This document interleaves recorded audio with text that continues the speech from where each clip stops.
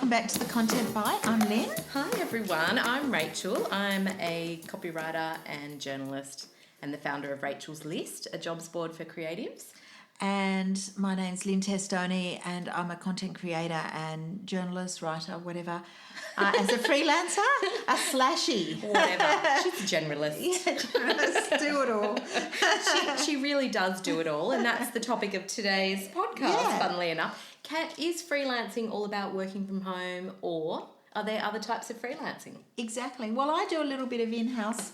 I work in-house, freelance in-house a little bit here and there. Mm-hmm. And we thought we'd talk about whether it's worth it and the benefits and pros and cons of working in-house. Yeah, absolutely. I mean, maybe let's dive in straight to the rates question, which is what everybody else always wants to know. Like, if you can make a certain amount, what amount do you get out of bed for if you're freelancing from home? Well, generally I do a lot of casual subbing and bits and pieces, recipes and some interior stuff, and they generally pay between $45 and $50 an hour. Mm-hmm. The good thing about that is it's timesheeted. Mm-hmm. So there's also they also pay tax, mm-hmm. and they also pay 10% super on top of that. Wow. So when you say $50 an hour, it's actually really technically $55 because you've got your super on the top. So that's sort of quite good. Mm-hmm. It's not amazing, but it is. You get in at 9, you finish at 5:30, and you're done for the day. You don't take work home, and there's something nice about that.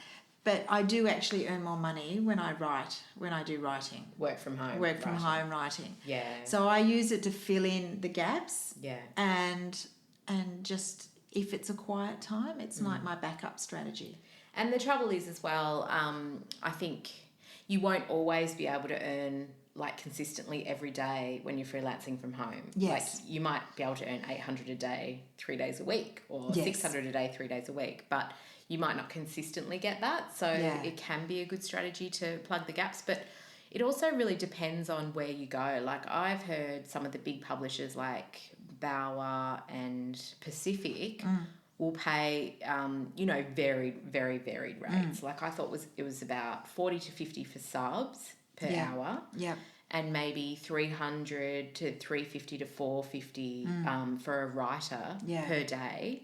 I think News Limited on the newspapers pay more. Okay. Fairfax used to pay more, but I don't know if they still do. Mm-hmm. And in my experience, the nicer and shinier and more upmarket the publication is, the less they pay. Oh, really? Yeah. I was thinking you were going to say the opposite. So usually it's things like the weeklies pay more, and the more sort of gossipy sort of ones, they pay more. With the higher circ. And certainly I've worked at some very prestige magazines, I'm not going to say who they are, and they pay the least. Sometimes it's quite surprising. You think, you might have a title you've always wanted to work for because you love it, and then you find out that they pay. I know that a particular magazine would only pay $280 a day for subbing, and I just said, I don't want to do that. How can you make a living on that? Well, so that's the trouble. In the end, they had quite a few mistakes because they had really inexperienced people, and they struggled. Who were the only ones who would take it on? Or people that wanted, or people do it temporarily to get that byline in their CV, or get that, which which I understand. But what about if you're top level senior editor type level? I mean, I've heard, and I don't even, I hadn't heard this before, but this came up in the Gold Group recently, that some of the bigger publishers will pay between $600 and $800 a day plus super. Yeah, I'm surprised at that, but maybe I'm obviously working for the wrong ones. I've done a few big projects, like I've done like what the magazine industry calls one-shots. Oh, yeah. So like a one-off sort of magazine that, like it might be a renovation thing or a before and after, and I get a reasonable project fee. And I go in-house for some of it, and I work at home for some of it. Yep. But I get quite a good project fee. But if I can work at home, I prefer it because then I can fit in other things during the day. So I can do an interview for another story that might be due next week, and then I spend all day working on it.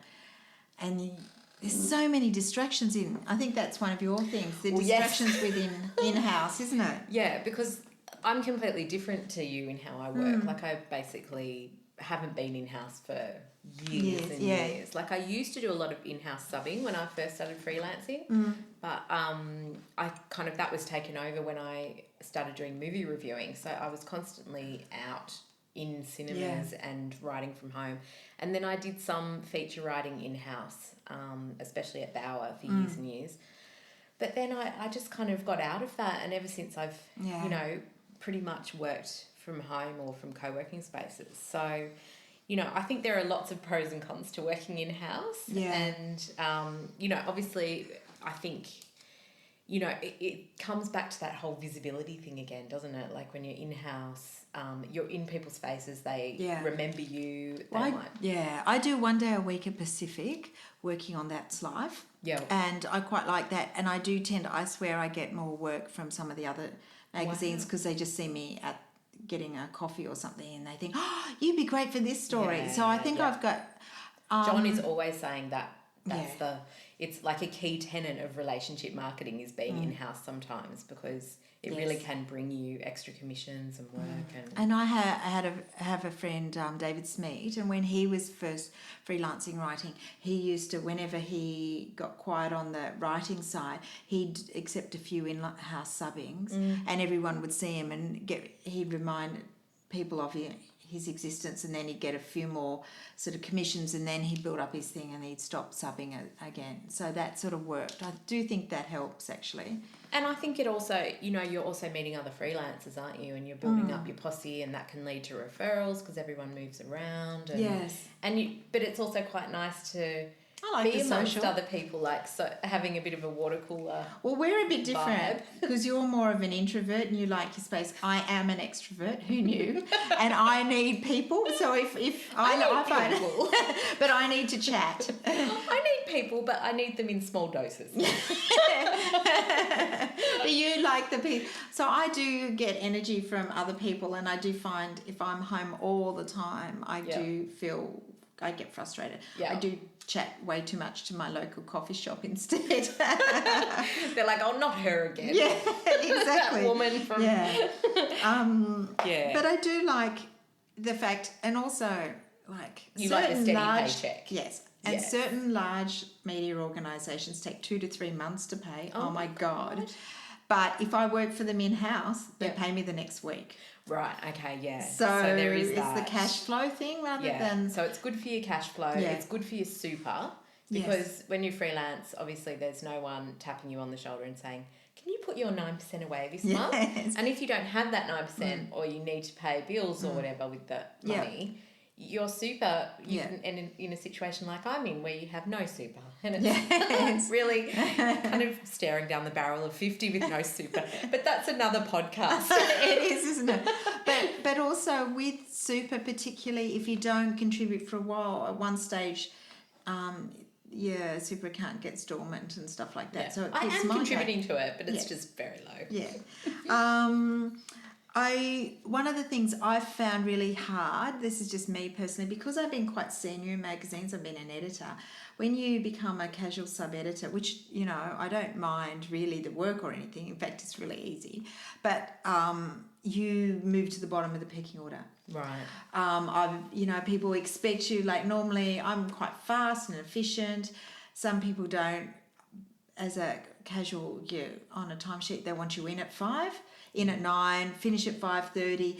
I've had people check their watches when I've come back from lunch if I've gone off and it's a bit more regimented. You don't never get asked to Christmas parties or to lunches. Sometimes one time everyone went to the Christmas party and I was expected to manage the office. Right. Because, I didn't count. And sometimes I found that hard. I'm okay with it now, but and my perennial battles with computers, like you go in and everyone's forgotten you're coming in, there's no spare computer, you don't know, or there's been a software upgrade and nobody's told you there's a new software and nobody's told you, and you spend the first hour or two working out where it is and what it is. So those things are frustrating. Yeah, I hate that for the mere time wastage. You think I could be at home writing something right now, or working on XYZ. Yeah. At Bauer, you have to check in every morning.